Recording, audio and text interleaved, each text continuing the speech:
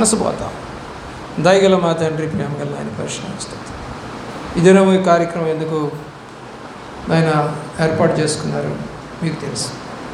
రోజ్మేరీకి వచ్చినటువంటి అనారోగ్యంలో మీరు తోడయండి, బాగు చేసి నాయన ఈ దినమున నేను సన్నిధిలో నాకు చేసిన ఉపకారానికి అని చెప్పి ఆమె ఏర్పాటు చేసుకున్నటువంటి కార్యక్రమం సహాయం చేయండి, కృప చూపండి. వింటున్న వాక్యం వారి హృదయంలో పనిచేసి బాగుపడి కృప చూపని కోరతాం. మీరే ఘనత పొందమన్నటువంటి యేసునామములో ప్రార్థన చేసి వెళ్తున్నాం. కూర్చుందామండి. కీర్తన గ్రంథము 38వ కీర్తన 3వ వచనం. నీ కోపాగ్ని వలన ఆరోగ్యము నా శరీరమును విడిచిపోయిను, నా పాపమును బట్టి నా ఎముకలలో స్వస్థత లేదు. ఎందుకు వచ్చిందంట? ఆరోగ్యం ఎందుకు పోయిందంట? దేవునికి కోపం వచ్చింది. అంటే దేవుని సన్నిధిలో మనం సక్రమంగా నడవనప్పుడు ఆయన కోపం వస్తుంది. కోపం వచ్చినప్పుడల్లా దెబ్బ కొడతా ఉంటాడు అనేది బైబిల్ యొక్క సత్యం. యెషయా గ్రంథం 53:5.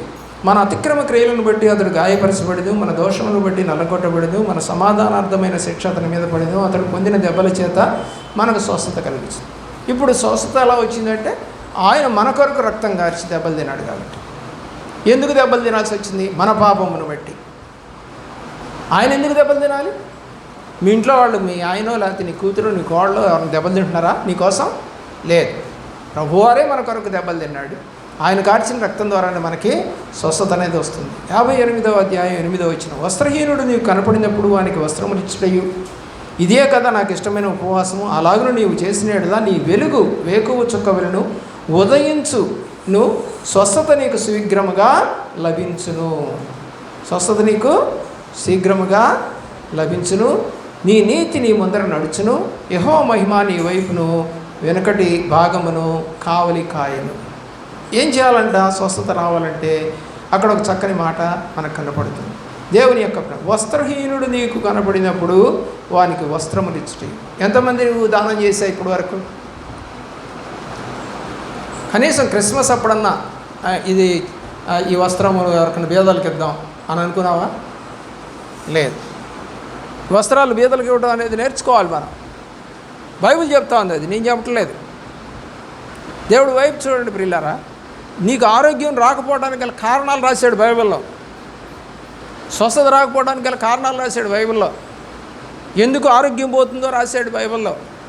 దాన్ని మనం సరి చేసుకోవడానికే ఈ కృతజ్ఞతా కూడికలు పెట్టుకుంటా ఉన్నాం. గమనించుకోవాల్సిందిగా కోరుతాం.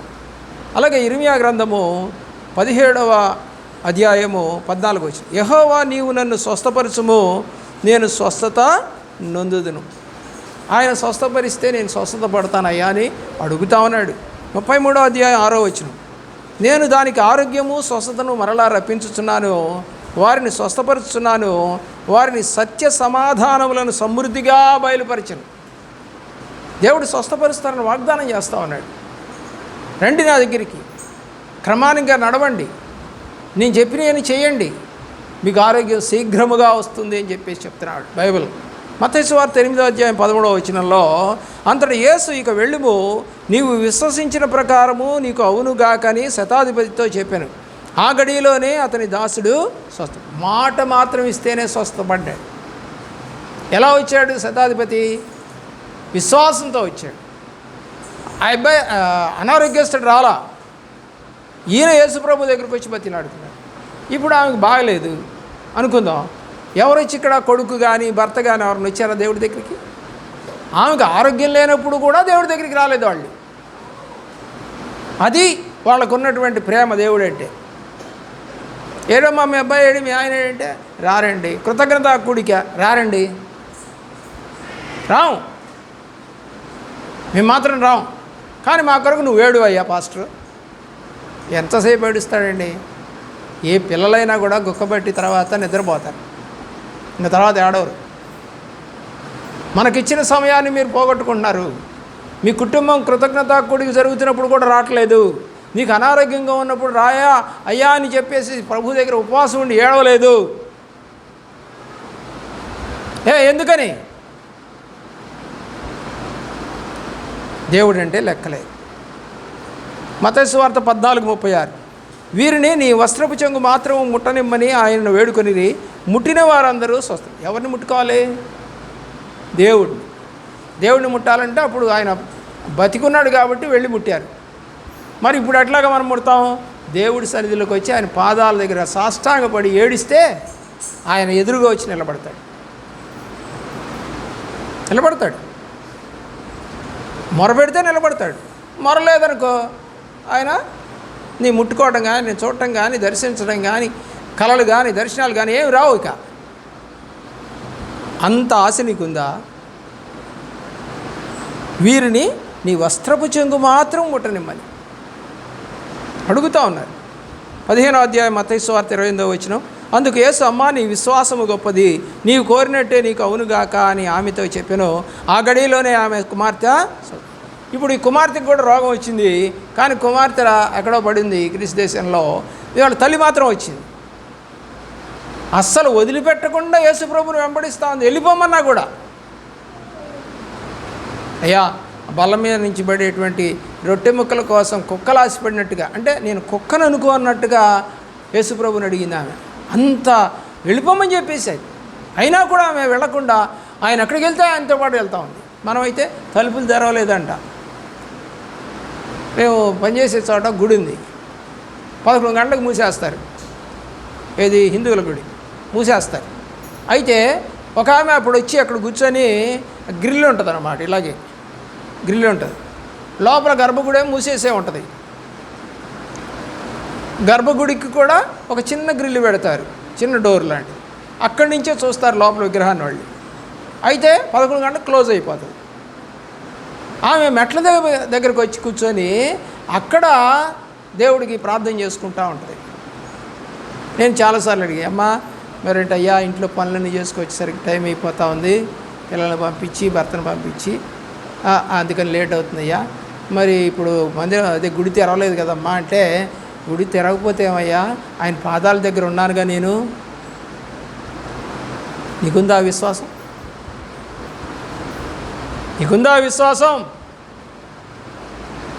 దేవుని యొక్క ప్రేమ. మార్కు సువార్త 5:34. అందుకైన కుమారుని విశ్వాసము నేను స్వస్థపరిచెను, సమాధానం గలవనవి పొమ్ము, నీ బాధ నివారణయే నీకు స్వస్థత కలుగును గాక అని చెప్పాను. దేవుడు చెప్తాను, నీకు స్వస్థత వస్తుందమ్మా, వెళ్ళు అని చెప్తాను. ఆ శబ్దం నీకు వినపడేంత వరకు ప్రార్థనలో కూర్చుంటావా? నిన్ను స్వస్థపరుస్తున్నాననే శబ్దం నీకు వినపడేంత వరకు నీ కుటుంబీకులు కానీ నువ్వు కానీ కూర్చుంటావా? ఏదో వచ్చాం పోయామంటే పోయాం, సన్నిధికి వచ్చాం పోయాం. మనకు కావాల్సింది ఏంటంటే రోగంలో బాగైనా బాగోకపోయినా ఏదో ఒకటి చర్చికి వెళ్ళి వస్తున్నాం. చర్చికి వెళ్ళి వస్తే సరిపోదండి, పాఠశాలకి వెళ్ళి వచ్చినంత మాత్రాన పాఠాలు రావండి. అర్థమవుతుందా? బడికి వెళ్ళి వచ్చినంత మాత్రం చదువు వచ్చేస్తా అనుకుంటున్నావా? రాదు. అది ఇంటికి వచ్చి మళ్ళీ హోంవర్క్ చేస్తేనే చదువు వస్తుంది. మీరు చేయించట్లేదు మీ పిల్లలకి హోంవర్క్లు? బడికి వెళ్ళే పిల్లల్ని ఇవాళ ఏం చెప్పారు, డైరీలో ఏం రాశారు, ఈ పాఠం ఇన్ని స్టాంజర్స్ చదవాలి, లేకపోతే ఈ పద్యం రావాలని రాస్తారు కదా. ఇది సంతకం పెట్టాలి లెక్క ప్రకారం. అయితే తల్లిదండ్రులు ఎవరో ఒకళ్ళు సంతకం పెట్టాలి, మా అమ్మాయి ఇదంతా చేసింది, ఈ అమ్మాయి చెప్పింది. అలా ఇంటికి వెళ్తే బైబిల్ ఎక్కడ ఉంటుందో తెలియదు. అసలు నోట్స్ రాసుకోను, ఏ వాక్యం చెప్పారు, ఈ రోజున స్వస్థత వచ్చినందుకు కూడికి పెట్టుకున్నారు, ఈరోజు ఏ వాక్యం చెప్పారు, అది కూడా వద్దు మనకి. సేవకుడు ఆడవటమే, సేవకుడు చెప్పడమే తప్ప మనకు మాత్రం రేపు స్వస్థత కావాలంటే ఏ వాక్యాలు మనం చెప్పి ప్రభు దగ్గర ప్రార్థన చేయాలంటే నీ దగ్గర రాసుకోని ఉండాలి. నువ్వు, నీకు అంత జ్ఞానం లేదు కదా, బైబిల్ జ్ఞానం. కనీసం రాసుకొని ఉంటే ఆ వాక్యాల దగ్గర ప్రభువా ఇలాగుంది కదయ్యా, మాకు స్వస్థత అయ్యా, ఇదిగో ఆమెకు స్వస్థత అయ్యా అని అడగాలంటే నీ దగ్గర వాక్యం ఉండాలి. వాక్యం లేకుండా నువ్వేం అడుగుతావు? ప్రభువా స్వస్థపరి ఏది వాక్యం? ఏది? నేను పరీక్ష రాస్తున్నాను రాయి, పరీక్ష పేపర్లో పాస్ అవుతావేమో. క్వశ్చన్కి ఆన్సర్ రాస్తేనే పాస్ అవుతావు. అలాగే సాతాను ఓడించాలంటే ఏముండాలి? వాక్యం ఉండాలి. 107వ కీర్తనలో మాట అంటాడు, వాక్యమును వారికి పంపించి వారిని స్వస్థపరిచిన రాసి ఉంటుంది. దేవుని యొక్క ప్రేమలో మార్కు సువార్త 6వ అధ్యాయం 56వ వచనం. గ్రామములలోనూ పట్టణములలోనూ పల్లెటూరులోనూ ఆయన ఎక్కడెక్కడ ప్రవేశించినో అక్కడ జనులు రోగులను సంత వీధులలో ఉంచి వారిని ఆయన వస్త్రపు చెంగు మాత్రం ముట్టనిమ్మని ఆయనను వేడుకొని చుండిరి. ఆయనను ముట్టిన వారందరూ స్వస్థత పొంది. దేవుడిని ముట్టుకుంటే స్వస్థత వస్తుంది. ఈ రోజున సేవకుడు దేవుడు అయిపోయాడు చాలా సంఘాలు. సేవకుడు దేవుడు కాదు, సేవకుడు దేవుడు కాదు. సేవకుడిని దేవుడిలా కొలవబాకండి, అదొక విగ్రహం అయిపోతుంది. దేవుడికి రావాల్సిన ఘనత పోతుంది. మా పాస్టర్ గారు ప్రార్థన చేశారు, మా పాస్టర్ గారు ప్రార్థన చేశారు. ఎవరండి ప్రార్థన చేస్తేనంత మాత్రాన తగ్గుతాయా? ఏముండాలి? దేవుని కృప ఉండాలి. మరి ఎందుకు వెళ్ళావు ఆసుపత్రికి? ప్రార్థన చేస్తే తగ్గుద్ది అనుకున్నప్పుడు ఆసుపత్రికి ఎందుకు వెళ్ళావు? వెళ్ళబాకు, తగ్గుద్దని కూర్చో. అంత విశ్వాసం మనకు లేదు కాబట్టి డాక్టర్ దగ్గరికి వెళ్తాం. వెళ్ళొద్దని రాశాడు బైబిల్లో? రాయలే. పౌలు భక్తుడికి లోకా వైద్యుడిని జత చేసి పంపించాడు. ఎందుకంటే పౌలు రోగగ్రస్తుడు, ఆయనకి ఏ టాబ్లెట్లు వేయాలో ఏం చేయాలో ఆ డాక్టర్ అయినటువంటి లోకాకు తెలుసు. అందుకని అతనితో పాటు జైల్లో కూడా పెట్టాడు. ఆయన లోకాన్ని కూడా జైల్లో పెట్టారు. జైల్లో కూడా పరిచయం చేసింది ఎవరంటే పౌలుకి లోకానే. అందుకనే 4 సువార్తల్లో ఎక్కువగా లూకా గురించి రాయబడి ఉంటుంది. లూకా దేవుడితో లేడు, కానీ పౌలు చెబుతున్న మాటలన్నీ రాశాడు. తెలుసా మీకు? అర్థమవుతుందా? మిగతా వాళ్ళంతా ఆయనతో ఉన్నారు. మత్తయి ఉన్నాడు దేవుడితో, మార్కు ఉన్నాడు, అలాగే యోహాను ఉన్నాడు. లూకా ఒక్కడే లేదు, కానీ అంతకన్నా ప్రశస్తంగా రాశాడు లూకా సువార్తలో. అది గొప్పతనం అంటే. మనం అన్నీ వింటున్నా కూడా సంఘంలో మళ్ళా కొత్తగానే కనపడతాం. వాక్యాలు ఎన్ని విన్నా కూడా నోటెమ్మటి ఒక్క వాక్యం రాదు. కాబట్టి 16వ అధ్యాయం 18వ వచనంలో మార్క్స్ వార్త, పాములను ఎత్తిపట్టుకొందరు, మరణకరమైనది ఏది తాగినను అది వారికి హాని చేయదు, రోగుల మీద చేతులు ఇచ్చినప్పుడు వారు స్వస్థత నొందుతారని వారితో చెప్పాను. శిష్యులకి ఏం పవర్ ఇచ్చాడు? రోగుల మీద చేతులు పెట్టి ప్రార్థన చేస్తే స్వస్థత వస్తుంది అని చెప్పేసి రాశాడు. నూనె రాచి ప్రార్థన చేయండి అని రాశాడు. ఉపవాసం ఉండి ప్రార్థన చేయండి అని రాశాడు. నా విశ్వాసం ఉంచి ఆయన మీద మెలకువగా ఉండి ప్రార్థన చేయండి అని రాశాడు. ప్రార్థన ప్రార్థన ప్రార్థన, విశ్వాసం విశ్వాసం విశ్వాసం అని రాసి ఉంటాడు. బైబిల్ ఎక్కడ చూసినా అదే కనపడుతుంది. లూకా సువార్త 8వ అధ్యాయం 43వ వచనంలో, అప్పుడు 12 నుండి రక్తస్రావం గల ఒక స్త్రీ యవని చేతను స్వస్థత నొందనిదై ఆయన వెనుకకు వచ్చి ఆయన యొక్క వస్త్రపు చెంగును ముట్టి ఆమె స్వస్థత నొందిన. దేవుని ప్రేమిస్తున్నావో లేదో నాకైతే తెలియదు. యోహాను రాసినటువంటి సువార్త 5వ అధ్యాయం 14వ వచనం, అటు తర్వాత యేసు దేవాలయంలోనికి వాని చూచి, ఇదిగో స్వస్థత నొందితివి, మరి ఎక్కువ కీడు నీకు కలగకుండా ఇకను పాపం చేయొద్దు. అంటే ఎందుకు వచ్చిందని రోగం? ఇప్పుడు పాపం చేసావు కాబట్టి రోగం వచ్చింది. ఇప్పుడు నీకు స్వస్థత వచ్చింది, ఇక నుంచి అయినా పాపం చేయబాకు అనిందా లేదా? ఇందిగా ఇక నుంచి అని రాశాడా? ఇకను పాపము చేయకు అంటే అంతకుముందు ఏం చేశాడు? పాపం చేశాడు, అందుకు రోగం వచ్చింది. ఆ రోజు తగ్గింది. ఇప్పుడు తగ్గిన తర్వాత ఇక నువ్వు పాపం చేయొద్దు. ప్రభువారు మాట్లాడుతున్నారు అన్నమాట. కానీ మనం తగ్గిన తర్వాత ఇంకా ఎక్కువ చెలరైపోతాం, ఇంకా తప్పుడు పనులు ఎక్కువ చేస్తాం. నోటితోటి కళ్ళతోటి ఏమైనా టీవీ చూస్తున్నాం, రోగం వచ్చింది తగ్గింది, టీవీ చూడాలా? టీవీ చూడాలా? మానేయచ్చుగా? మానం. అలాగే పిచ్చాపాటిగా మాట్లాడుకుని ఏకతాళిగా మాట్లాడుకునే చోట కూర్చోకూడదు. కీర్తన 1:2 చరణాల్లో ఎక్కడ కూర్చుంటున్నారు? మళ్ళా పనికి మాటలు మాట్లాడే వాళ్ళ దగ్గరే కూర్చుంటారు. అరే రోగం వచ్చింది కదా, తగ్గింది కదా, కాస్త స్తుతిస్తూ, అయ్యా నా కొడుకులు కూతుర్లు కోడళ్ళు మనవాళ్ళు మనవరాళ్ళు ఉన్నారు, వీళ్ళంతా దేవుళ్ళో ఉండాలి అని ఏడవచ్చుగా. బోరు కొడుతుందా? బోరు కొడుతుందా? నాకు కొట్టట్లేదే, నేను ఉద్యోగం రిటైర్ అయిపోయాను, నాకు కొట్టట్లేదే, నేను బజార్లో ఎక్కడ కూర్చోట్లేదే, ప్రార్థన చేసుకుంటా లేదంటే వాక్యం చదువుతా, కాసేపు సెల్ ఫోన్ కూడా చూస్తా. సెల్ ఫోన్లో ఎక్కువగా పాటలు ట్రాక్స్ అనేవి నేను డౌన్లోడ్ చేసుకొని ప్రాక్టీస్ చేస్తూ ఉంటాను. సెల్ ఫోన్ ఉంది కదా, జీబీ ఉంది కదా అని ఇష్టం వచ్చినట్టు పనికి మాలిని చూడటానికి కాదు. దేవుడి పని చూడు. దేవుడికి రక్షణ కలిగిన నీవు దేవుడిని ప్రేమించడానికి తగినట్టుగా నీ సెల్ ఫోన్ వాడు. పనికి మాలిని చూడటానికి కాదు. నీ సెల్ ఫోన్ ఇటీ చూస్తా, నీ డౌన్లోడ్ ఏముందో, నువ్వేమేమి చూస్తున్నావు, నువ్వు ఎలాంటి వ్యక్తివో, రక్షణ పొంది నిజంగా రక్షణ ఉందా లేదో. నిజంగా చెప్పండి, పాస్వర్డ్ ఇచ్చి నాకు ఫోన్ ఇవ్వండి చూద్దాం. భయం గుట్టంతా బయటపడుద్ది. ఆలోచించి అపోస్తలుల కార్యగ్రంథం 3వ అధ్యాయం 16వ వచనం. ఆయన నామమందుల విశ్వాస మూలముగా ఆయన నామమే మీరు చూచి ఎరిగి ఉన్న వీనిని బలపరిచెను. ఆయన వలన కలిగిన విశ్వాసమే మీ అందరి ఎదుట వీనికి పూర్ణ స్వస్థత కలగజేసింది. ఏం కలగజేసిందంట? స్వస్థత ఎలా వచ్చిందంట? విశ్వాసం వల్ల రాసిందట. ఆ కలిగినటువంటి విశ్వాసమే అతనికి పూర్ణ స్వస్థత కలగజేసింది. పాస్టర్ వల్ల కాదండి, డాక్టర్ వల్ల కూడా కాదు. డాక్టర్ వల్లే అయ్యి ఉంటే కోవిడ్లో అంతమంది ఎందుకు చచ్చిపోతారు? అందరూ హాస్పిటల్లో చేరిన వాళ్ళే, హాస్పిటల్లోనే చచ్చారు కాదా? తెలీదా మీకు? డాక్టర్ దగ్గర పవర్ ఉన్నట్ట ఇప్పుడు దేవుడి దగ్గర ఉందా? నేను కోవిడ్ వచ్చినా కూడా తిరిగాను, సంఘస్థులతో కూర్చున్నాను, మా పిల్లలైతే వద్దన్నారు. అంటే మీకేమన్నా రోగాలు వచ్చింటే నాకు వస్తుందేమోనని, ఎందుకంటే ఆల్రెడీ షుగర్ పేషెంట్కి త్వరగా వస్తుందట అది. అయినా సరే నేను ప్రభు మీద ఆధారపడ్డా, నాకైతే రాలా.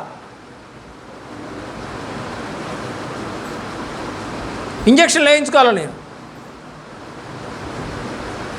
ఎవరి మీద ఆధారపడ్డా? దేవుడి మీద ఆధారపడ్డా. మా ఇంట్లోనే వచ్చిన వాళ్ళు ముందు గదిలో ఉంటే నేను వెనకాల గదిలో ఉన్నా, అయినా నాకు రాల. మా ఇంట్లోనే పక్క మంచం మీద వచ్చిన వాళ్ళకి నేను పక్కనే పడుకున్నా, నాకు రాల. ఎవరిదండి గొప్ప? ఇప్పుడు దేవుడికి విశ్వాసం కలిగిన వాళ్ళు నడిచిన వాళ్ళు ఎవరు గొప్ప?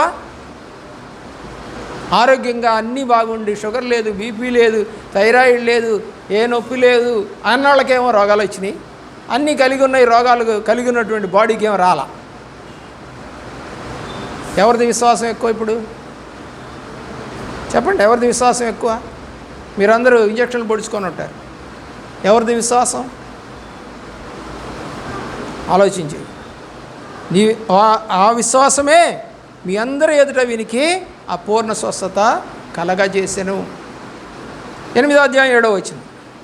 అనేకులను పట్టిన అపవిత్రాత్మలు పెద్దలు కేకలు వేసి వారిని వదిలిపోయాను. పక్షవాయువు గలవారును కుంటివారును అనేకులు స్వస్థత పొందిరి. అనేకులు అన్నాడు. అనేకుల్లో ఏ రోగాలు ఉన్నాయో రాయలే అక్కడ. చాలా రోగాలు ఉండిన వాళ్ళు వచ్చారు, కానీ కొన్ని మాత్రం రాశారు. పక్షవాయువు, కుంటివారు అని రాశాడు. పక్కనే అనేకులు అనే మాట ఉంది. కాబట్టి అనేకుల్లో ఏ రోగగ్రస్తులో తెలియదు మనకి. అంటే ఏ రోగమైనా దేవుడు బాగు చేయగలడు. 14వ అధ్యాయం 9వ వచనంలో అతడు పౌలు మాటలాడుట వినెను. పౌలు అతని వైపు తేరి చూచి స్వస్థత పొందుటకు అతనికి విశ్వాసం ఉండినని గ్రహించి. స్వస్థత పొందడానికి ఏముండాలంట? విశ్వాసం ఉండాలంట. పౌలుకి అది అర్థమైందంట. వీడికి విశ్వాసం ఉంది. ఒక పిల్లవాడు, మాకు తెలిసిన పిల్లవాడు, ఆచార్య నాకు చదువు రావట్లేదు సార్, ఇంగ్లీష్ రావట్లేదు, లెక్కలు రావట్లేదు అన్నాడు. ట్యూషన్కి వెళ్ళమంటారా అన్నాడు. ట్యూషన్కి వెళ్ళాలంటే డబ్బులు కట్టాలి, డబ్బులు లేవు. ట్యూషన్కి వెళ్ళాలంటే డబ్బులు కట్టాలి, డబ్బులు లేవు. బేదవాళ్ళు, పల్లెటూరు వాళ్ళు కదా, బేదవాళ్ళు. మా సార్ ఎలాగండి నేను అన్నాను ఒకటే, ఏమి లేదు, రోజుకో 10 నిమిషాల పాటు బైబిల్ చదువు, 10 నిమిషాలు ప్రార్థించి, 10 నిమిషాలు బైబిల్ చదువు, 10 నిమిషాలు ప్రార్థించి. ఏం చదవండి, ఏదైనా నేను ఇష్టం చదువు. బైబిల్ ఇది చదవమని అది చదవని నేను చెప్పట్లా, నీకు ఇష్టమైన చదువు. చదువుకొని ఏం చేయాలి? 10 నిమిషాలు ప్రార్థించి, 20 మినిట్స్ దేవుడికి. ట్యూషన్కి వెళ్తే ఎన్ని గంటలు ఉంటావు? గంట 2 గంటలు ఉంటావు, అవసరంలా. వస్తుందా సార్? నీకు విశ్వాసం ఉంటే, బైబిల్ చదువుతూ, బాగా ప్రార్థన చేస్తూ, నువ్వు నమ్మకంగా ఉంటే, నీకు దేవుడు ఇస్తాడు. వాడు ఫస్ట్ క్లాస్లో పాస్ అయ్యాడు. 10 నిమిషాలు బైబిల్, 10 నిమిషాలు ప్రార్థన. డబ్బులు కట్టాల్సిన పనిలే, నీ ఇంట్లోనే. విశ్వాసం ఉండాలండి, విశ్వాసం ఉండాలి. గుర్తుపెట్టుకో, దేవుడి సన్నిధిలో యాకోబు పత్రిక 5వ అధ్యాయం 16వ వచనం, మీ పాపములను ఒకరితో ఒకడు ఒప్పుకొనుడి, మీరు స్వస్థత పొందినట్లు ఒకరికొరకొకరు ప్రార్థన చేయుడు. నీతిమంతుని విజ్ఞాపన మనఃపూర్వకమైనదే బహుబలము గల దేవుడును. ఏం చేయాలంట? పాపాలు ఒకరితో ఒకరు ఒప్పుకోవాలి. మన దగ్గరకు వచ్చి జయపాల్ గారు ఒక పాస్టర్ గారు ఉండేవాడు, చనిపోయాడు. హాస్పిటల్లో చేరారు భార్యాభర్తలతో. ఒకరోజు ఇలాగే వాక్యం చెబుతున్నాడు ఆయన మీటింగ్స్లో. నేను టైం షెడ్యూల్ చెప్పాను, 10 గంటలకి 10:30 లోపు క్లోజ్ చేసేయాలి బ్రదరు, లేట్ అయితే కష్టం అని చెప్పాను. 11 గంటల చెప్పాడు వాక్యం. కోపం వచ్చింది, నిజంగానే కోపం వచ్చింది. సార్ మీకు చెప్పిన టైం ఏంటి, మీరు చేసింది ఏంటి అని అన్నాను. అన్నం కూడా తినకుండా వెళ్ళిపోయారు భార్యాభర్తలు. వెళ్ళిన 6 నెలలకే చచ్చిపోయారు ఇద్దరు. ఆమె హాస్పిటల్లో ఉంటే, విజయవాడ ఆసుపత్రిలో వెళితే ఒక్కొక్కళ్ళే పంపిస్తుంటే, సరే కాదు లేని ఇద్దరం కలిసి వెళ్ళాం. భార్యాభర్తలు పంపించారు ఎట్టగో, ఒకళ్ళనే పంపిస్తున్నట్టు పంపిస్తే ఆమె బెడ్ మీద ఉండి చేతులు పట్టుకొని, అమ్మ మమ్మల్ని క్షమించండి, మేము మిమ్మల్ని బాధ పెట్టి భోజనం చేయకుండా సన్నిధిలో నుంచి వెళ్ళిపోయామమ్మా అని చేతులు పట్టుకొని ఏడ్చింది. నువ్వు పాపం చేశావు, తప్పు చేశావు, సమర్థించుకోబాకు, దెబ్బ కొడతాడు దేవుడు. చాలామందికి తెలియట్లా, మనం ఏం చేసినా సరే బాగానే ఉంటాలనుకుంటున్నారేమో. నో, బైబిల్ ప్రకారం విశ్వాసము, ప్రార్థన, ఈ 2 ఎక్కడైతే కొరవ అవుతాయో అక్కడ రోగాలు ఎక్కువ అవుతాయి, కష్టాలు ఎక్కువ అవుతాయి, బాధలు ఎక్కువ అవుతాయి. రోజుకు ఒక 10 నిమిషాలు బైబిల్ చదవలేవా? 10 నిమిషాలు ప్రార్థన చేయలేవా? అంటే 20 నిమిషాలు టైం లేదా నీకు ఇంట్లో? ఏ విశ్వాసం లేదు. ఇంకా చర్చిలో భోజనాలు పెడితే విశ్వాసమా? బలారాధనకి భోజనాలు పెడితే విశ్వాసమా? సేవకుడికి డబ్బులు ఇస్తే విశ్వాసమా? రూపాయి ఇవ్వద్దని చెప్పాను, నాకు రూపాయి ఇవ్వద్దు కానీ టయానికి రా, టయానికన్నా ముందు వచ్చి ఏడు, అదే ధన్యత. సేవకుడికి అదే సంతోషం, అదే సంతోషం. నిన్న మీటింగ్ జరిగింది. పూర్వ విద్యార్థులు 1985 నుండి 90 సంవత్సరం ఫస్ట్ బ్యాచ్, ఆ స్కూల్కి ఫస్ట్ బ్యాచ్, అది 10th క్లాసు ఫస్ట్ బ్యాచ్. అది వాళ్ళకి పాఠాలు చెప్పిన వాళ్ళని 40 మంది స్టూడెంట్స్, దాదాపు 12 మంది టీచర్లు, అందరినీ పిలిచారు. ఒక్క రాజకీయ నాయకుడు లేడు, ఒక్క గ్రామ పెద్ద లేడు, గ్రామ ప్రెసిడెంట్లు లేరు, ఎవరు లేరు. Only teachers and students. ఎలాగా గౌరవించారు వాళ్ళు? ఈ టీచర్ చెప్పినట్టుగా మేము చేసి ఈరోజు ఎట్లా ఉన్నాం, ఈ మాస్టర్ గారు చెప్పినట్టుగా చేసి మేము ఇలాగున్నాం అని గొప్పలు చెప్పుకున్నారండి. ఎంత ఆనందం. మరి ఇక్కడ గొప్పలు చెప్పేవాళ్ళు లేరు. మేమేమన్నా తక్కువ చదువుతున్నావా వాక్యం? ఇప్పుడు చేత కాకుండా చదువుతున్నావా? 100 సార్లు అల్లు చదువుతున్నావా? మేము వాక్యం కాకుండా ఏమన్నా బోధిస్తున్నావా మీకు? ఇంత వాక్యం నువ్వు వింటూ కూడా నీ హృదయాన్ని సరి చేసుకోకుండా ఉంటే ఏం చేయాలి? ఏం చేయాలి చెప్పండి? దేవుని యొక్క నిర్గమాకాండం 23వ అధ్యాయం 25వ వచనం, నీ దేవుడైన యెహోవాను సేవింపవలెను, అప్పుడు ఆయన నీ ఆహారమును నీ పానమును దీవించును, నేను నీ మధ్య నుండి రోగమును తొలగించెదను. ఏం చేయాలంటే మొట్టమొదట నీ దేవుడైన యెహోవాను సేవించాలి, ప్రేమించాలి, ఆరాధించాలి, పూజించాలి, ఘనపరచాలి. ఇలాంటివి చేయకుండా స్వస్థత కావాలి. అప్పుడు ఏమంటున్నాడు? నేను మీ మధ్య నుండి అంటే అర్థమవుతుందండి మీకు? ఏమన్నా మధ్య నుండి అంటే అర్థమవుతుందా మీకు? మధ్య నుండేది ఏంటి? తెగులు. ఒక్కడికి వచ్చేదాన్ని రోగం అంటాం, అందరికి వచ్చేదాన్ని తెగులు అంటాం. కాబట్టి మీ మధ్య నుండి అంటే ఈ తెగులు నేను తీసేస్తాను. స్పష్టంగా రాశాడండి బైబిల్లో. ద్వితీయోపదేశకాండం 7వ అధ్యాయం 15వ వచనం, యెహోవా నీ యొద్ద నుండి సర్వరోగములను తొలగించి నీ వెరిగి ఉన్నటువంటి ఐగుప్తులోని కఠినమైన క్షయవ్యాధులన్నిటినీ నీకు దూరపరిచి నిన్ను ద్వేషించు వారందరి మీదకి వాటిని రప్పించును. సేవకుడికి ఎందుకు రావట్లేదండి రోగం? ఆయన వయసు వచ్చినా కూడా బాగానే ఉంటున్నాడే, ఎందుకు వస్తుందంట మిగతా వాళ్ళకి రోగం? రాశాడు. ఎవరైతే ఆయన్ని గణపరచరో, ఎవరైతే ఆయన్ని లెక్క చేయకుండా తిరుగుతారో వాళ్ళంతా దేవుణ్ణి ద్వేషించినట్టు.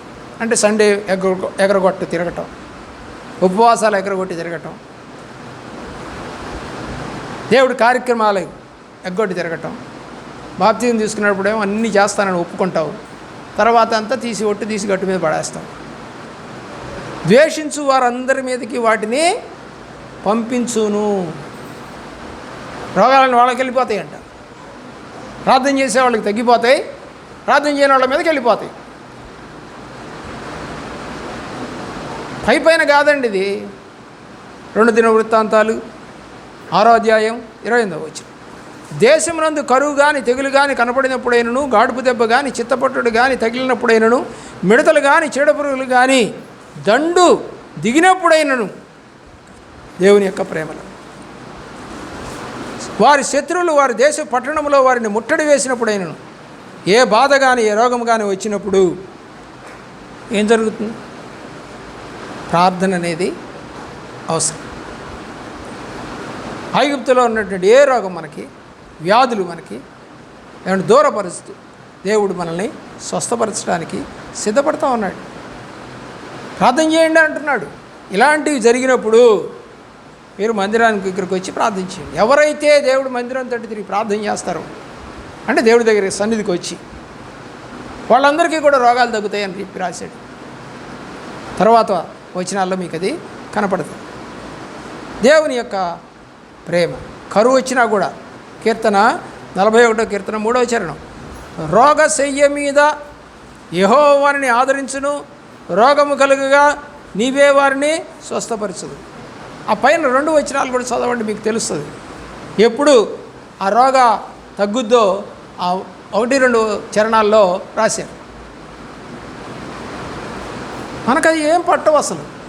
ప్రార్థన అంటే రాదు, వాక్యం అంటే రాదు, స్వస్థత అంటే రాదు, మేలంటే రాదు, ఫెయిత్ అంటే రాదు. ఏదో వస్తున్నాం పోతున్నాం అంతే. ఒక్క వాక్యం మనసులో ఉండదు. 91వ కీర్తన 6వ చరణం, చీకటిలో సంచరించు తెగులునకైనను, మధ్యాహ్నమందు పాడు చేయి రోగమునకైనను నీవు భయపడకొందవు. రోగం వచ్చిందని భయపడాల్సిన పని లేదు. నాకు నా దేవుడు ఉన్నాడు, నాకు సహాయం చేసేవాడు ఉన్నాడు, నన్ను ఆదుకునేవాడు ఉన్నాడు, నన్ను బలపరిచేవాడు ఉన్నాడు, నా రోగాన్ని తీసేసేవాడు ఉన్నాడు. నమ్మకం ఉండాలి. ఈరోజు అలాంటి నమ్మకం నీకు లేకపోతే, ప్రార్థన తగ్గిపోతే జయాలు తగ్గిపోతాయి. యెషయా గ్రంథం 53:4, నిశ్చయముగా అతడు మన రోగములను భరించను, మన వ్యసనములను వహించను, అయినను మొత్తపడిన వానిగాను, దేని వల్ల బాధింపబడిన వానిగాను, శ్రమనొందిన వానిగాను మనం అతని ఎంచుతుంది. అన్ని బాగు చేసిన ఆయన ఏమో లెక్క చేయకుండా తిరిగామంట. మన రోగాలు ఆయన భరిస్తే, మన వ్యసనాలను ఆయన భరిస్తే ఆయన్ని లెక్క చేయకుండా తిరిగామని రాస్తా ఉన్నాడు. ఏం వాక్యం వింటున్నావు? నాకు అర్థం కాదు. ఏ ప్రేమ ఉంది నీకు దేవుడి మీద? పై ప్రేమ ఏమండి? గాఢమైన ప్రేమ అంటారు, ట్రూ లవ్ అంటారు ఇంగ్లీష్లో. ఉన్నాయా? ఉన్నాయా? గాఢంగా ప్రేమించింది. మొన్న ఒక ఆమె పెళ్లి చేసుకుంది, వాళ్ళు ప్రేమించుకున్నారు, ఉద్యోగం ఒకే కంపెనీలో ఉద్యోగం, ఇద్దరు పిల్లరా. అయితే ఆ యొక్క అబ్బాయికి మరి షుగర్ ఉంది, కిడ్నీస్ ఫెయిల్ అయిపోయాయి, మరి కూర్చోలేడు, నిలబడలేడు. 2 లక్షల జీతం, ఇద్దరికి 2 లక్షల జీతం. కానీ అమ్మాయి, ఆ అబ్బాయి సంవత్సరానికి కూడా పనికిరాడమ్మా అని అన్నా కూడా, ఈ అమ్మాయి మాది ట్రూ లవ్, మీరు చేస్తే ఆ అబ్బాయితోనే వివాహం చేసుకుంటారు, నాకొద్దు వేరే వాడితో. అలాంటి అబ్బాయిని కూర్చోలేక వంగిపోతున్నటువంటి ఆ పిల్లవాడిని కూర్చోబెట్టి పెళ్లి మండపం ఇక్కడికి తీసుకొచ్చి పెళ్లి చేసుకుందండి. అమ్మాయి చేసుకుంది. తెలుసు ఆ పిల్లకి, ఇతని వల్ల నాకు ఏ సుఖము లేదు, నన్ను ఎక్కడ తిప్పలేడు, బండి ఎక్కించుకోలేడు, కారు నడపలేడు, కనీసం కూర్చోలేడు, తినలేడు. ఆయన నేనే పట్టుకోవాలి. యవ్వన పిల్లలు, అది ట్రూ లవ్ అంటే. మనం ఈ రోజున ఎలాంటి ప్రేమ అండి, ఎలాంటి ప్రేమ మంది అర్థం చేసుకో. మత్తయి సువార్త 8:17, ఆయన మాట వలన దెయ్యములను వెళ్ళగొట్టి రోగులను స్వస్థపరిచెను, అందువలననే ఆయన మన బలహీనతలను వహించుకొని మన రోగములను భరించినని ప్రవక్త అయిన ఏషియా చెప్తా ఉన్నాడు అని దేవుడు మాట్లాడుతూ ఉన్నాడు. మార్క్స్ వార్త 1:34 ఆయన నానావిధ రోగముల చేత పీడింపబడిన వారిని అనేకులను స్వస్థపరిచి అనేకమైన దయ్యములను వెళ్ళగొట్టెను, అవి తన్ను ఎరిగి ఉండినందున ఆయన ఆ దయ్యములను మాటలాడనీయలేదు. దయ్యాలు కూడా ఏంటో ఆయనకి తెలుసు. దయ్యాలు ఎవరు అసలు? వాళ్ళ ఒక క్వశ్చన్ మనకి. దయ్యాలు ఎవరు? మన పూర్వీకులు చచ్చిపోతే వాళ్ళంట కళ్ళలో కనపడతారంట. పూర్వీకులు చచ్చిపోతే కనపడతారా? ఎలా కనపడతారు? వాళ్ళు ఎలా ధరించుకుంటారు? మళ్ళా మాట్లాడటం ఎలా వస్తుంది వాళ్ళకి? వాళ్ళని చూస్తే నీకు భయం రాదా? మా ఇంట్లో మా పెద్దమ్మ గారు చనిపోయారు, 3వ గదిలో, అక్కడే చనిపోయింది. మా వాళ్ళు అక్కలు, అన్నలు, చెల్లెళ్ళు, తమ్ముళ్ళు, మదిళ్ళు అందరూ ఇక ఆ గదిలోకి పోతే ఒట్టండి. మా అమ్మాయి, మా అక్క వీళ్ళు చెప్పేవాళ్ళు, ఆ గది 3వ గది, 2వ గదిలోకి వెళ్తేనంటే వాళ్ళకి గజ్జల శబ్దాలు పడేయంట. అట్టేటైనా పడతాయో నాకు తెలియదు. నేను మాత్రం అది గదిలోకి వెళ్తాను. దేవుని యొక్క ప్రేమను బట్టి ఆలోచించి